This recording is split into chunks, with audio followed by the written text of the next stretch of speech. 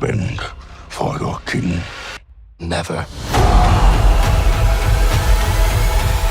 Noah is definitely the new Caesar of the Planet of the Apes franchise. But is he also a descendant of Caesar? Well, there are signs and theories, and we are here to explore them all. Hello people, welcome back to our channel. Whether you're new to the Planet of the Apes franchise or a returning fan, this video will help you understand how Noah, the protagonist of Kingdom of the Planet of the Apes, serves as the link between the prequel trilogy and this new movie, which is set 300 years after the events of the last one. Let's begin, shall we? But first, here's a little refresher on who the Planet of the Apes characters are, and what has happened in the last 3 films. The Apes franchise has been around for a long time, since 1968 to be precise. In 2011, a reboot series of Apes films kicked off with Rise of the Planet of the Apes, followed by Dawn of the Planet of the Apes in 2014, and War for the Planet of the Apes in 2017. A genetically advanced chimpanzee, Caesar, was the protagonist of all 3 movies, which tracked his journey from being born in a lab to becoming an ape leader and safely transporting his clan into a new safe haven, away from human interference. Caesar died in the 2017 movie, putting an end to his story arc, but not to his legacy. We say this because, while the new film Kingdom is set 3 centuries after Caesar's death, it references Caesar's character and his teachings through some interesting details, mainly through the character of the chimpanzee named Noah. In Kingdom, a new bonobo ape by the name of Proximus Caesar has established himself as the new tyrant, and Noah comes to question his ways. Along the way, Noah befriends Raka, a wise orangutan, and May, a human girl who can speak. Wait, what? Huh? Is speaking something unusual for humans in this new film? Yes, it is. The new movie Kingdom is set in a world where apes have become the dominant species and humans have become mute and returned to their primitive state. In the last movie, a mutated virus caused the same effects in humans, rendering them speechless and causing them to lose their higher thinking. Thus, it can only be presumed that in the 300 years following the virus outbreak, humans turned mute and unintelligent, paving the way for the genetically advanced apes to take over. In the current timeline, humans are seen as unintelligent species and are hunted by lasso-wielding apes. Before we go into our explanation, we have a very small request. If you like our content, please support us by subscribing to our channel. This is a small click for you, but for us, it means a lot. Thank you. Let's begin. I will find them. I will bring them home. So, what really connects Noah to Caesar? At the top of our list are the physical similarities between the characters. Noah bears a scar and a bald patch around his right chest and shoulder, just like Caesar's birthmark. Director Wes Ball reiterated this point in an interview, saying, "Spiritually, there's a lot of connections to Caesar through Noah. He's a chimpanzee and destiny gave him the same scar." As you see in the movie, that same birthmark that Caesar had, which some people caught in the trailer, there's something mythic about it all. On top of that, it's easily noticed that Noah's eyes are remarkably similar to Caesar's, glowing a bright green. This green glow is a sign of being mutated by the ALZ-112 virus, which was tested on Caesar's mother in the 2011 film. She came to be known as Bright Eyes and passed on the trait to Caesar. Also, Caesar and his family all had light-skinned faces, kind of like a discoloration on the face, which is also pretty evident in the case of Noah and his family. There's a reason the makers have deliberately made Noah and Caesar look sort of similar. And all these minute details have led fans to speculate that Noah comes from Caesar's lineage of apes, and possibly even his great-great-grandson or something like that.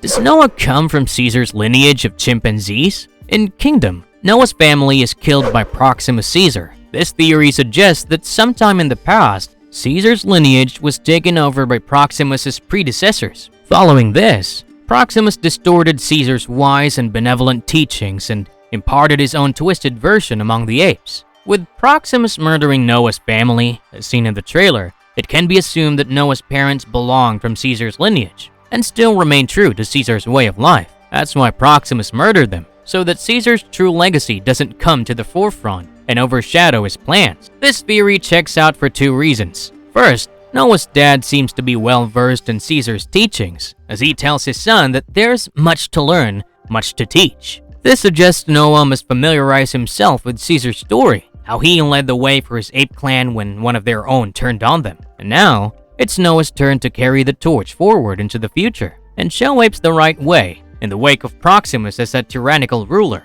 Also, there's speculation that Noah might encounter objects or locations connected to Caesar, which will set him on a new path that will change the fate of apes and humans forever. Moreover, somewhere along the line, Noah realizes that the elders do not tell them everything about the world they live in, which also hints that there's something mysterious about his past. It could be possible that Noah's parents may be from a different lineage than Caesar's, while Noah is a direct descendant. As per this theory, Noah was adopted, and his true identity was concealed by his adoptive parents to keep him alive. Proximus and his predecessors have possibly murdered Caesar's descendants, and hiding Noah's true lineage was the only way to ensure his survival. Furthermore, in the last Planet of the Apes film, Caesar's orangutan bestie, Maurice, promised Caesar in his dying moments that his son, Cornelius, would be told all about Caesar's legacy, what he did to establish a free realm for the apes, and their eventual survival. Thus, it's only natural that growing up, Cornelius would come to know all about his father's teachings and the two most important rules: apes don't kill apes, and apes are stronger together. If indeed Noah is from Cornelius' family line, there's no way Noah wouldn't trace his origins back to Caesar. And this is evident in the one scene from the trailer in which Proximus says, "Together, you will die." And Noah challenges him by saying, "No, together, strong." That's such a goosebump generating reference to Caesar's famous saying, "Apes together, strong." In what ways are Noah and Caesar similar? In addition to these theories, Noah bears a bunch of similarities with Caesar. Take their backstory for instance. Caesar was up against the villainous Koba, who was a bonobo monarch ape. Now, Noah's opponent Proximus in the movie Kingdom is also a bonobo. Caesar's family was murdered years into the war with humans, which was started by Koba, making Koba indirectly responsible for their deaths. In Kingdom, Noah's family is brutally murdered by Proximus, making both Caesar and Noah triggered by the tragic loss of their families. Another similarity is Caesar was besties with the orangutan named Maurice, who loved to read and was the wisest soul around. Similarly, in Kingdom, Noah is friends with a wise orangutan named Raka. He joins Noah in his revolt against Proximus. Just like Maurice stayed true to Caesar when Koba started the war, Raka understands Caesar's teachings and what apes really stand for. Just like Maurice, he passes on nuggets of wisdom to Noah every now and then, telling him stuff like, to survive, remember your strength, your compassion, your mercy. Raka also brings Noah's attention to the legend that apes and humans lived side by side in the past. The most glaring trait that links Caesar and Noah is their connection with humans. Rescued from a lab in the 2011 movie, Caesar was brought up by the scientist, Will Rodman, who taught Caesar to use sign language, speak like humans, and even to play chess. Having witnessed that not all humans are bad, Caesar came to trust the human character Malcolm in the second movie. He began seeing a reflection of Rodman in Malcolm and was heartbroken when they had to part ways. In the third film, Caesar came to care for a mute little girl who saved him from dying once. Noah too seems to share the same affinity towards humans, who becomes friends with the human protagonist in Kingdom, May. Interestingly, Raka and Noah start referring to May as Nova, which is what the mute little girl from the previous film was named by Maurice. May and Noah bond over their shared tragedy, as both their families were murdered by Proximus, and decide to take down this villain together. Noah also saves May from getting hunted down by Proximus in several occasions. Just like Caesar protected Malcolm from Koba's murderous attempts, Caesar and Noah's love for humans led them to similar fates. In the prequels, Koba is disgusted by Caesar's faith in humans, which essentially forces Koba to turn evil. And in Kingdom, Proximus is enraged that Noah chooses to trust May over him. "You chose a human over an ape," is what Proximus tells Noah before attacking him. Another similarity that Noah shares with Caesar is his leadership qualities and his desire for peace. Instead of blindly following Proximus's evil ways, Noah begins to aspire for a better future for apes. Just like Caesar did in the first film, he rebelled against the oppression of the apes and led them to the Muir Woods as their new free sanctuary. Similarly, Noah wants to free the apes of Proximus's tyranny and give them a bright future where all clans can exist in peace. Despite Proximus's influence,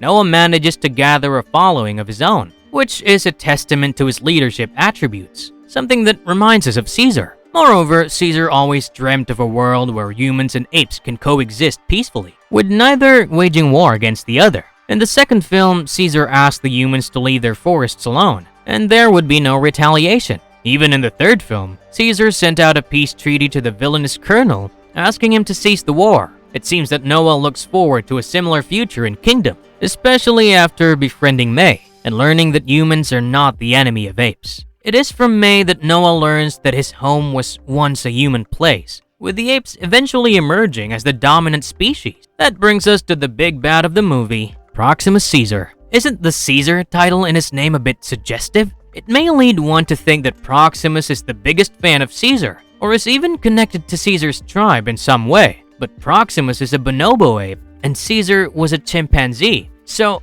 in no way can he be a descendant of Caesar. So, why the surname? Actor Kevin Durand, who plays Proximus, revealed in an interview that Caesar has a godlike status in the ape society, and Proximus simply added Caesar's name to his own in order to establish himself in the highest position among the apes. Talking about Proximus' self-assigned moniker, Kevin Durand said, "It was a self-proclamation that was achieved by any means necessary to ensure that apes continue to evolve. So you're seeing the influence and the evolution of what Caesar left. And like every morsel of human history, there's always some type of tyrant who comes along and scares everyone into believing him." He's wrong. Marvelous verdict. All said and done, it's pretty evident that initially, Noah will be torn between believing Proximus' twisted version of history and following his own heart. A dilemma that even Caesar has to face every time he had to choose between humans and apes. While Caesar prioritized the well-being of his clan, he also refrained from attacking humans unprovoked. That seems to be the case with Noah, who grows sympathetic towards May. Noah and Caesar are alike in so many ways that a deeper familial connection between these two seems inevitable. And when it comes to Noah, one thing is for certain, that Proximus may go on saying, "Bend for your king," but Noah will never bend for a false king. Noah is the king. With that, we are signing off for now. Please don't forget to share your views on this in the comments section below. And if you liked our video, please stay tuned for more marvelous content. See you super soon.